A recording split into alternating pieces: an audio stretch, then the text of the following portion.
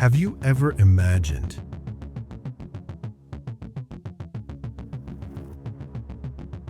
a king who ruled not only over human beings, but over the Jinn as well? A ruler whose armies stood in perfect rows, birds in formation above, power beyond measure below, and even the winds moved at his command. Can you picture a man who owned the world, yet whose heart lived every moment in prostration before Allah? This is the story of Prophet Sulaiman, peace be upon him, the height of authority and the depth of worship. In the history of the prophets, there are figures who become living signs of Allah's power. Among the brightest of them all is Sulaiman, son of Dawood, peace be upon them both. A prophet, a king, a judge, a living standard of justice. Allah granted him a kingdom unlike any before him and unlike that would ever come after. The Quran remembers him with honor, his prayers, his gratitude, his fairness. But behind such magnificence, what burdens did he carry? What tests were hidden within that crown? Come, let us begin a journey that shakes the soul. When Prophet Dawood leaves this world, the weight of rule falls on young shoulders, Sulaiman. This is not merely inheritance of a throne, it is inheritance of prophethood. And Sulaiman inherited Dawood. One day he raises his hands before his Lord, in his voice fear and hope. My Lord, grant me a kingdom that will not belong to anyone after me. And then the prayer is answered. The wind becomes his servant, a month's journey in the morning, a month's journey in the evening. The Jinn dive into oceans, build fortresses, raise palaces that touch the sky. Yet despite all the glory, the heart of a prophet remains bowed. The throne is high, but his sajda is higher. Then comes a scene. The army stands ready. Humans, jinn, birds, perfect order, perfect discipline. Suddenly, Sulaiman stops. Where is the hoopoe? Absent. Negligence cannot live in a prophet's system. If there is no clear excuse, there will be accountability. Moments later, the flutter of wings.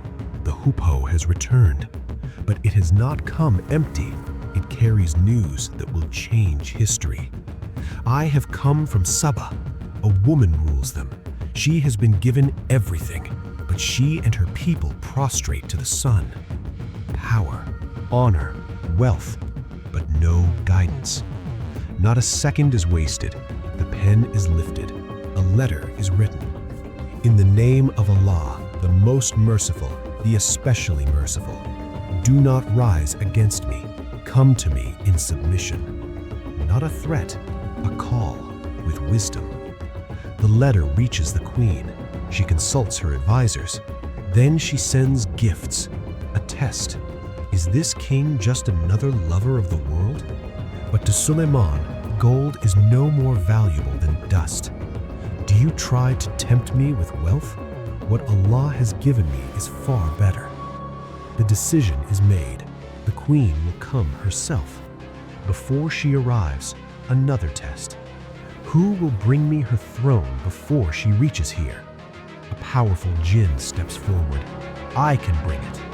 But then a man of knowledge speaks. Before you blink, and suddenly it is there. The throne stands present.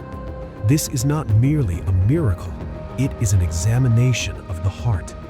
Sulaiman looks and says, "This is from the favor of my Lord, to test me, will I be grateful or ungrateful?" Tears in the eyes, humility in the heart. The queen arrives.